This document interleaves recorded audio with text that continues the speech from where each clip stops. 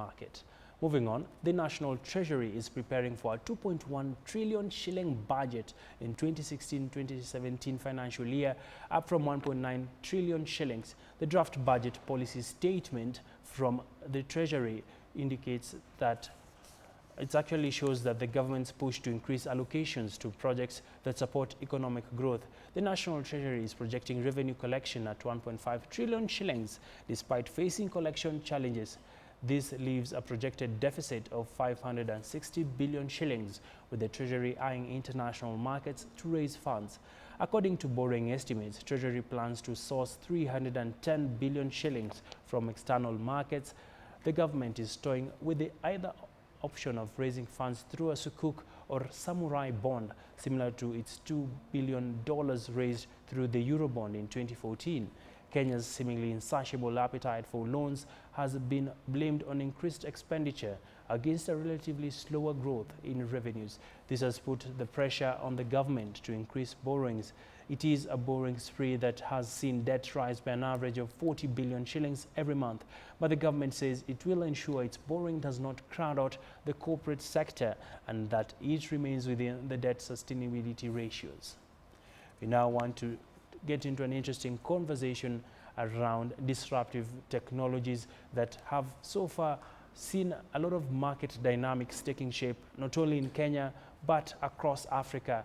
We're talking about technologies such as Uber, Easy Taxi, where it actually owns the largest taxi company, and yet they don't even own a single taxi here in Kenya. We've seen a lot of demonstrations from taxi owners who have actually challenged the coming in of Uber into Kenya, as well as other developments around Netflix. We want now to speak to the country manager for OLX, Peter Ndiangui, who is at our I&M studios, to help us understand how can businesses actually adapt on disruptive technologies. Good afternoon, Peter. Good to see you. Yeah, good to see you, Abby. Well, as we've seen, a lot of interesting developments around disruptive technology. Among them, of course, is what OLX is doing. You got into a space that back then not many people could ever think that people could shop online and things would be safe. What is your take on the trends you're seeing when it comes to disruptive technologies, Peter? Yeah, I think, Abby, disruption is a name coined by a Harvard Business School professor, but it's a phenomenon where a certain technology becomes better than existing technologies, and how it's deployed in the market virtually leads almost to a death knell of the traditional businesses. And I think e-commerce is one of those developments.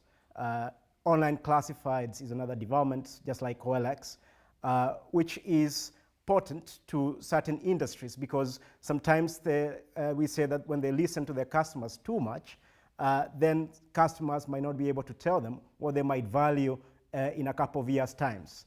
And as Henry Ford said, if he asked customers what they would want, they would probably have told him a faster horse. They wouldn't have imagined a car as a technology. So what is taking shape in Africa, and actually Kenya in general, is quite interesting, because we are leapfrogging technologies that we could not have thought of before. Take, for example, mobile money and how its usage has led to a huge population being able to be banked. So that's one example of a disruptive technology. The interesting thing is that the incumbents almost always lose to the new entrants. And the reason is their business models are structured to work in the old way, and they're always usually resistant to change, either because they think profit margins are going to decrease if they move into a new way of operating. So it's quite interesting the way things are shaping up, especially in Africa and Kenya in general, with the new technologies and the way they are being deployed. Interesting perspectives there, Peter. Looking at what's happening currently in Kenya, we've seen Uber coming on board. We've also seen Easy Taxi. Of course, OLX also playing in that space. How crucial and how significant is internet when it comes to e-commerce right now in Kenya? I think if you look at it, the internet is extremely important because it's the medium through which goods and services are exchanged. And for an operator like OLX, what we're seeing is that a lot of people are coming on board to do online shopping. And most of them are the young folks. And I think the percentage of people shopping online is actually going up every day. And the interesting thing that might be something for other retailers to look at is that in the US, a couple of retailers are now shutting down their stores because the foot traffic is actually decreasing. And this is because of the convenience of online. And this is not a phenomenon that is going to slow down. I think it's going to continue growing because of the convenience of the internet. One of the things that is interesting is that in Kenya, none of the retailers has more than 5% share of the market. And that means that retail is so fragmented that people in far-flung areas like, let's for example, Kwale, maybe places that are far from Nairobi, have problems accessing certain goods and services that they would want. And so therefore they end up going online to look for those services. And because expansion of online based commerce takes less capital than physical retail infrastructure, then it just means that online retailers and online shops will continue growing rapidly, especially with the penetration of smartphones and the internet in general. Interesting perspectives, Peter. Of course, still keeping it with the latest entrance into the Kenyan market where we had Uber. And how is it disrupting the taxi business that traditionally was a foothold for a lot of people in the CBD? Yeah, I think that's quite an interesting one. Knowing that it's migrating what you'd call a value-added business into a platform business, and a platform business where it's asset light. The requirement of assets are very different from a value-added business like a normal taxi. And what the platform business does is to try and utilize existing inventory of things that could not have been utilized before in an efficient way. And the technology that has been invested in is a real value proposition to users of an app like the hailing of a taxi app. So I think it's already showing of how important those type of technologies are in making use of existing inventory that hasn't been utilized before. And it's the same thing with OLX, or it's the same thing with an app, for example, that allows people to be able to book their bedrooms as hotels, which means that the bedroom, which is extra, couldn't have been utilized, but when it goes online and somebody books it as a room for the night, it becomes a very different proposition from expanding, for example, a hotel business based on building more hotels. And all you have to do is to connect people who have different rooms to be available on the internet, which means you're not incurring more capital expenditure to develop more hotels. And that's quite disruptive. Speaking about disruptive technologies, Peter, if you look at what's happening on the domestic front, there's also the aspect around competition, where the local players are crying foul, saying that, hey, these guys are coming to take up our space. Where does regulation kick in? Because we're seeing a lot of geodynamics happening when it comes to disruptive technologies. Well, I think one of the things that we've learned as a country in the advent of mobile money is that it's extremely important that we make sure that regulations follows innovation, not the other way around.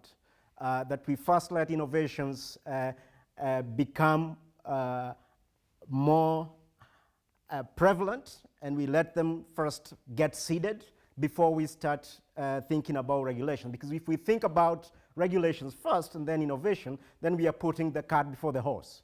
And so therefore, we need to let some of these technologies incubate, we see how they perform in our environment, and then we think about any form of regulations that would be necessary to ensure that the industry operates in a way that doesn't harm anyone. But to start thinking about regulations before an innovation sets foot, I think it's a recipe for disaster in terms of growth of an industry. I ask this because if you look at the other entrant into Kenya, where we had Netflix coming in, we've seen the Kenya Film Classification Board coming out strongly saying that they first need to ascertain the quality as well as the content of what they will be airing. Of course, they're trying to put what you're exactly saying, putting the cart before the horse. And if you look at Uber as well as Netflix, they're sort of sharing in the way that they are being rolled out. Of course, competition is trying to block this sort of by trying to protect their turf. What in your view should then regulators do? Because on one hand, you want to allow innovations. On the other hand, you also want to regulate them. Yeah, I think a great question, Abby. And I think this is where government or regulators need to first step back and think about what is the objective of regulating. And I think if the objective of regulating is to enable growth, growth in consumption, growth in the industry, so that players make profits and employ people, then regulating for the sake of killing an industry is by no means a great thing to do. So I think if you look at, for example, the consumption of, say, taxi services in this country, most likely we could expand the consumption of taxi industry if we had a better way of accounting for the trips that people have taken, maybe rated by miles, so that people can be accountable even to their employers when they take trips. And that's exactly what is happening with the new technology. So I think trying to regulate an industry like that one without first looking at the benefits, then you probably end up regulating the wrong end of the stick. When you look at the film industry, again, if you really think about Kenyans and young guys who want to produce films that they can distribute quickly and be able to get revenue, they need a less bureaucratic system that allows them to produce films or produce content and be able to distribute it quite quickly through a medium like the internet. And so therefore, anything that disenables that, anything that will try to regulate so that that doesn't grow, again, it's not great for the economy. So therefore, I think regulations should see themselves as enablers of growth rather than stiflers of growth. Many thanks there, Peter Ndiangui, the country manager for OLX, just giving us deep insights as to disruptive business technologies and how can the regulators prepare for this, as well as the business community on issues to do with adaptation when it comes to embracing new technologies. Always a pleasure speaking to you, Peter, and do have a nice afternoon. We're going to take a quick commercial break. When we come back, we'll be talking about agribusiness stuff. Don't go too far.